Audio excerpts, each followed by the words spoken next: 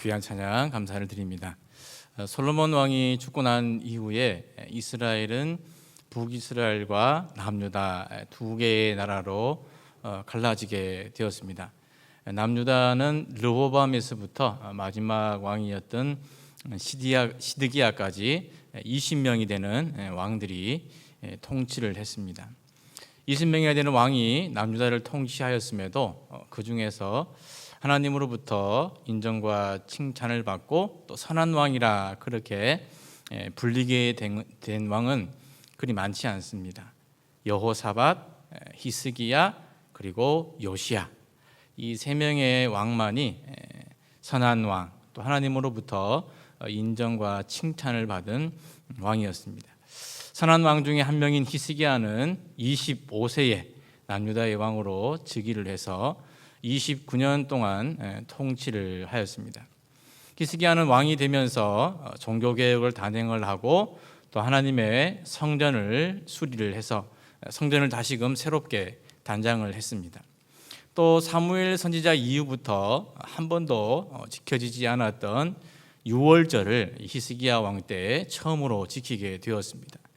원래 유월절은 정월 14일, 즉 1월 14일에 유월절을 지켜야 하는데 수백 년 동안 한 번도 절기를 지키지 않다가 이제 히스기야가 종교개혁을 단행을 하고 지키게 되니까 여러 가지 준비가 미흡했겠죠. 그래서 1월 14일 유월절을 지키지 못하고 한 달 뒤인 2월 14일, 즉 작은 유월절을 지키게 되었습니다. 즉 그동안 이방의 신을 따르고 섬기느라고 잊어버렸던 여호와의 절기를 회복함으로 말미암아 이스라엘 백성들을 하여금 여호와 신앙으로 다시금 돌아오게끔 하는 그런 일을 한 훌륭한 왕이 바로 히스기야 왕입니다.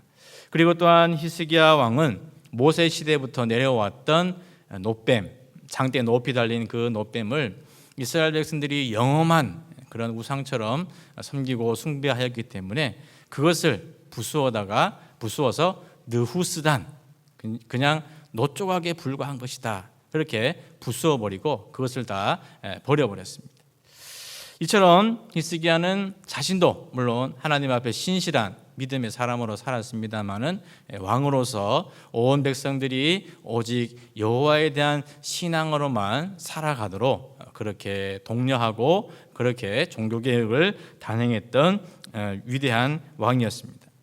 이렇게 하나님으로부터 칭찬받고 인정받을 만한 그런 신실한 히스기야 왕이었지만 히스기야 왕이 14년 되던 해에 통치를 하고 14년이 되던 해에 국가적으로 그리고 또 히스기야 개인적으로 커다란 위기에 맞닥뜨리게 되었습니다. 우선 국가적으로 찾아온 위기는 북이스라엘을 멸망시켰던 아수르가 히스기야 14년에 남유다를 침략을 해서 유다의 여러 견고한 성읍을 다 침략을 하고 침공을 하고 이제는 예루살렘 성을 포기해서 예루살렘 성마저 공격을 당할 위기에 처하게 되었습니다. 또한 히스기야 개인적으로는 죽을 병에 걸리게 되었습니다. 열왕기하 20장 1절의 말씀 우리 같이 함께 화면을 보시도록 하겠습니다. 그때에 히스기야가 병들어 죽게 되매 아모스의 아들 선지자 이사야가 그에게 나와서 그에게 이르되 여호와의 말씀이 너는 집을 정리하라 내가 죽고 살지 못하리라 하셨나이다. 아멘. 히스기야가 25세의 왕으로 즉위하고 14년이 지났으니까 히스기야의 나이가 39세, 채 40도 되지 않은 이 나이에 히스기야가 죽을 병에 걸리게 되었습니다. 제가 앞서 잠깐 설명을 드렸습니다마는 히스기야는 개인적으로도 그리고 왕으로도 하나님 보시기에 신실하고 선한 왕이었습니다. 또 하나님 보시기에 칭찬받을 만한 여러 일들을 그렇게 일으켰습니다. 그럼에도 신실한 사람, 신실한 왕이었음에도 히스기야에게 피할 수 없는 그런 위기가 찾아오게 되었습니다. 더 이상 살 수 없고 또 죽을 병에 걸리게 된 이 히스기야는 가장 먼저 하나님 앞에 기도를 하였고 눈물로 간구를 했습니다. 히스기야의 그 기도와 그 눈물의 간구가 얼마나 절절했던지 하나님께서는 히스기야에게 그 기도를 들으시고 히스기야의 그 눈물을 보시고 히스기야에게 무려 15년이나 되는 생명을 더 연장해 주시겠다는 그런 약속을 해 주셨습니다. 이사야 38장 5절과 6절의 말씀입니다. 너는 가서 히스기야에게 이르기를 내 조상 다윗의 하나님 여호와께서 이같이 말씀하시기를 내가 내 기도를 들었고 내 눈물을 보았노라. 내가 내 수 안에 15년을 더하고 너와 이 성을 아수르 왕의 손에서 건져내겠고 내가 또 이 성을 보호하리라. 아멘. 하나님이 히스기야 왕의 기도를 들으시고 히스기야 왕의 흘린 눈물을 보셨습니다. 그리고 히스기야 왕이 마땅히 죽어야 할 병에 걸렸습니다마는 그 생명이 15년이나 더 연장이 되는 그런 은혜를 체험하게 되었습니다. 또 거기에 더해서 국가적으로 아수르가 예루살렘 성을 침략을 하고 공격하려 했습니다마는 하나님께서 그 성을 예루살렘 성을 지키시고 보호해 주시겠다. 그렇게 히스기야에게 약속의 말씀까지 주셨습니다. 국가적으로 찾아온 위기, 또 히스기야 개인적으로 찾아온 그 위기, 그 속에서 하나님 앞에 기도하고 눈물을 흘렸을 때 하나님이 그 기도를 들으시고 국가적인 위기, 개인적인 위기, 그 모든 것들을 하나님이 다 해결해 주셨기 때문에 히스기야가 얼마나 감사하겠습니까? 그래서 히스기야는 하나님 앞에 감사하고 찬양하지 않을 수 없었습니다. 우리가 함께 읽은 오늘 본문 이사야 38장의 이 말씀은 바로 히스기야가 하나님께 감사하며 드린 찬양의 일부분이라 그렇게 보시면 되겠습니다. 우리 먼저 오늘의 본문 이사야 38장 16절의 말씀을 다시 한번 우리 화면을 보시고 같이 읽겠습니다. 주여 사람이 사는 것이 이에 있고 내 심령의 생명도 온전히 거기에 있사오니 원하건대 나를 치료하시며 나를 살려 주옵소서. 아멘. 주여 사람이 사는 것이 이에 있고 내 심령의 생명도 온전히 거기에 있사오니 이에 있고 거기에 있사오니 이 말씀은 즉 사람이 살고 죽는 것 결코 자신에게 달려있지 않다는 것을 의미합니다. 사람이 살고 죽는 것 마음대로 할 수 없습니다. 모든 것은 하나님의 주권 아래에 놓여 있는 줄로 믿습니다. 히스기야는 한 국가의 왕으로서 권력과 힘과 부와 귀를 다 가지고 있었습니다. 절대 권력을 가진 왕이기 때문에 마음만 먹는다면 히스기야가 못할 일이 없었습니다. 모든 것을 할 수 있는 그런 절대적인 왕이었습니다. 그런데 죽음의 문턱에 서게 되었을 때 히스기야는 사람이 살고 죽는 것 이것은 결코 내가 할 수 있는 것이 아니구나. 내 마음대로 할 수 있는 것이 아니구나 깨닫게 되었습니다. 그래서 주여 사람이 사는 것이 이에 있고 즉 사람의 살고 죽는 것은 내 손에 사람의 손에 달린 것이 아니라 온전히 하나님의 손에 달려 있습니다. 그렇게 고백할 수밖에 없었던 것입니다. 우리 역시 하나님 사람이 사는 것이 이에 있습니다. 저의 모든 것이 다 하나님의 손 아래 달려 있습니다. 그렇게 하나님께 모든 것을 맡기고 하나님만 의지하며 살아갈 수 있기를 주님의 이름으로 간절히 축원을 드립니다. 죽음의 목전에서 하나님께서 덤으로 주시는 인생을 살게 된 히스기야는 자신에게 닥쳐온 그 고난이 오히려 하나님의 더 큰 은혜요 축복임을 깨닫게 되었습니다. 이사야 38장 17절 말씀 우리 같이 한번 읽도록 하겠습니다. 보옵소서 내게 큰 고통을 다하신 것은 내게 평안을 주려 하심이라. 주께서 내 영혼을 사랑하사 멸망의 구덩이에서 건지셨고 내 모든 죄를 주의 등 뒤에 던지셨나이다. 아멘. 히스기야는 자신에게 닥쳐온 그 고난, 그 고통이 이제 하나님께서 히스기야에게 더 큰 은혜를 주시기 위한 축복의 통로임을 깨닫게 되었습니다. 그래서 히스기야는 하나님이 나에게 고통을 더하신 것은 다른 것이 아니라 나에게 평안을 주기 위함이요 또 히스기야의 영혼을 사랑하시기에 사망의 구덩이에서부터 건지셨을 뿐만 아니라 히스기야의 모든 죄를 그 등 뒤로 던지셨다. 그렇게 고백을 하고 있습니다. 누구도 고난과 고통을 좋아할 사람은 아무도 없습니다. 고난과 고통을 좋아하지 않는다고 해서, 싫어한다고 해서 그 고난과 고통이 또 우리를 피해 가지도 않습니다. 어느새 불현듯 고난과 고통이 우리에게 닥쳐올 수 있습니다. 고난이 우리에게 찾아왔을 때 우리는 원망하고 불평할 수도 있습니다. 또한 그것 때문에 우리는 좌절하고 낙심할 수도 있습니다. 그러나 오히려 그 고난으로 말미암아 하나님의 더 큰 은혜를 깨달을 수도 있는 것입니다. 시편 119편 71절의 말씀, 고난 당한 것이 내게 유익이라. 이로 말미암아 내가 주의 율례들을 배우게 되었나이다. 아멘. 고난 당한 것이 내게 유익이라. 오히려 고난이 유익이 될 수도 있다는 겁니다. 히스기야는 자신에게 닥쳐온 그 고난으로 말미암아 하나님 앞에 기도하게 되었고, 또 영혼 깊은 곳에 숨겨져 있던 자신의 내면을 들여다보고 자신의 죄악을 깨닫고 발견하게 되었습니다. 그리고 하나님 앞에 간절히 그 죄를 토로하고 회개하고 자복하게 되었습니다.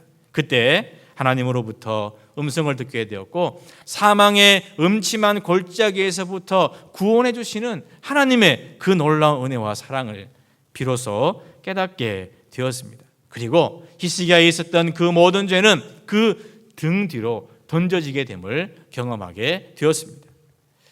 우리들 역시 살아가는 동안에 고난과 고통이 불현듯 우리에게 닥쳐오고 찾아올 수 있습니다. 그러나 닥쳐오는 그 고난보다도 하나님의 사랑이 더 크신 줄로 믿습니다. 밀려오는 그 고난의 환난의 파도보다도 하나님의 은혜와 하나님의 축복이 더 크고 놀라운 것인 줄로 믿습니다. 그래서 오히려 그 고난이 우리에게 유익이 되는 그런 은혜를 경험할 수 있기를 간절히 바랍니다. 고난으로 말미암아 내가 하나님 앞에 더 기도하고 하나님 앞에 눈물로 회개하고 자복함으로 말미암아 하나님께서 우리를 용서해 주시고 하나님께서 우리에게 더 큰 은혜를 내려주시는 그 놀라운 역사 경험할 수 있기를 주님의 이름으로 간절히 축원을 드립니다. 하나님께서 우리를 향하신 사랑과 은혜의 크기는 우리가 감히 가늠할 수 없습니다. 그래서 우리는 언제나 만극하신 그 하나님의 은혜와 사랑에 늘 감사해야 됩니다. 그런데 어떤 사람이 과연 감사할 수 있을까요? 우리 이사야 38장 18절과 19절의 말씀 같이 한번 읽도록 하겠습니다. 수월이 주께 감사하지 못하며 사망의 주를 찬양하지 못하며 구덩이에 들어간 자가 주의 신실을 바라지 못하되 오직 산자 곧 산자는 오늘 내가 하는 것과 같이 주께 감사하며 주의 신실을 아버지가 그의 자녀에게 알게 하리이다. 아멘. 18절 말씀을 보면 스월과 사망과 구덩이에 들어간 자라는 말이 나오는데, 이것은 모두 다 죽은 자를 가리키는, 죽은 자를 상징하는 그런 단어들이라고 할 수 있습니다. 죽음에는 크게 두 가지 의미가 있습니다. 첫째는 육체의 죽음입니다. 육신이 죽으면 말을 못하기 때문에 그 어떤 사람이 감사할 수 있겠습니까? 또한 두 번째 죽음의 의미는 영혼의 죽음입니다. 비록 육신은 살아있다고 하더라도 그 영혼은 하나님 안에 거하지 아니하고 하나님으로부터 떠나 있다면 그 사람은 죽은 것과 같습니다. 비록 살았으나 죽은 사람입니다. 하나님을 믿지 않는데 어떻게 하나님께 감사할 수 있겠습니까? 감사는 누가 하느냐? 오직 산 자, 하나님 안에 살아있는 그 사람만이 오직 하나님께 감사하는 사람이 되는 줄로 믿습니다. 히스기야도 19절 말씀에서 오직 산자 곧 산자는 오늘 내가 하는 것과 같이 주께 감사하나이다, 그렇게 고백하고 있습니다. 지금 여기에 있는 우리 사랑하는 믿음의 성도 여러분, 우리는 과연 살아있는 사람들입니까? 우리는 과연 살아있습니까? 과연 우리가 살아있다면 하나님 앞에 감사할 수 있기를 간절히 축원합니다. 살아있기에 감사하고 감사함으로 살아가는 우리 모두가 될 수 있기를 주님의 이름으로 간절히 축원을 드립니다. 이제 히스기야는 하나님을 향한 그 감사, 하나님을 향한 그 찬양을 이렇게 마무리하고 있습니다. 이사야 38장 20절의 말씀 우리 같이 읽도록 하겠습니다. 여호와께서 나를 구원하시리니 우리가 종신토록 여호와의 전에서 수금으로 나의 노래를 노래하리로다. 아멘. 하나님은 죽어야 할 히스기야를 사망에서부터 건져서 구원해 주셨습니다. 그래서 히스기야는 종신토록 내가 여호와의 전에서 수금으로 나의 노래를 노래하리이다. 그렇게 고백하고 있습니다. 나의 노래를 하나님께 드리겠습니다. 선지자 하박국은 바벨론의 침략으로 말미암아 황폐해진 이스라엘의 상황을 바라보며 비록 무화과 나무에 무화과가 없고 감람나무에 소출이 없고 포도나무에 열매가 없고 외양간에 소가 없고 우리의 양이 없을지라도 나는 여호와로 말미암아 기뻐하며 즐거워하겠습니다. 그렇게 노래하고 찬양을 했습니다. 바울과 실라는 예수 그리스도의 복음을 전하다가 빌립보 깊은 감옥에 갇히게 되었습니다. 깊은 밤중에 더 이상 찬양할 수 없는 그 어려운 상황 속에서 바울과 실라는 하나님 앞에 오히려 찬양을 하게 되었습니다. 도무지 찬양할 수 없는 그런 상황임에도 하나님의 사람들은 자신의 노래로, 자신의 입으로, 자신의 고백으로 자신이 드릴 수 있는, 노래할 수 있는 그 노래를 가지고 하나님 앞에 찬양했음을 우리는 성경을 통하여 살펴볼 수 있습니다. 제가 장신대 신대원에 들어가서 보니까 저보다 공부도 잘하고 믿음도 좋고 집안이나 배경도 좋고 인물도 잘났고 무엇보다도 키가 170cm나 넘는 사람들이 너무나 많은 거예요. 야, 어떻게 키가 170cm가 넘을 수 있을까? 참, 그래서 이제 그런 모습을 보면서 하나님 왜 부족한 저를 주의 종으로 부르셨습니까? 차라리 그냥 세상 연락 즐기다가 재미있게 잘 살고 그렇게 갔으면 좋았을 텐데 왜 부르셨습니까? 이제 그런 생각을 하니까 하나님께 대한 원망과 불평이 생기는 거죠. 그런데 그런 원망과 불평 속에 쌓여 있을 때 제 영혼 깊은 곳에서 이런 찬양이 흘러나왔습니다. 하나님의 은혜로 이 쓸데없는 자 왜 구속하여 주는지 난 알 수 없도다. 내가 믿고 또 의지함은 내 모든 형편 잘하는 주님 늘 돌보아 주실 것을 나는 확실히 하네.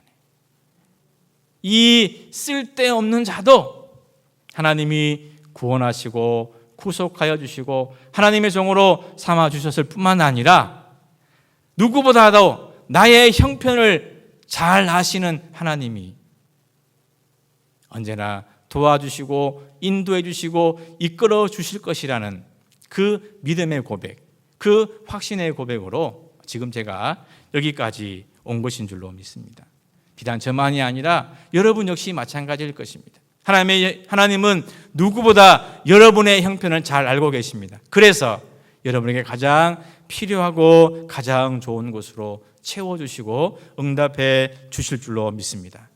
뿐만 아니라 여러분들의 삶을 늘 보호해 주시고 인도해 주실 줄로 믿습니다.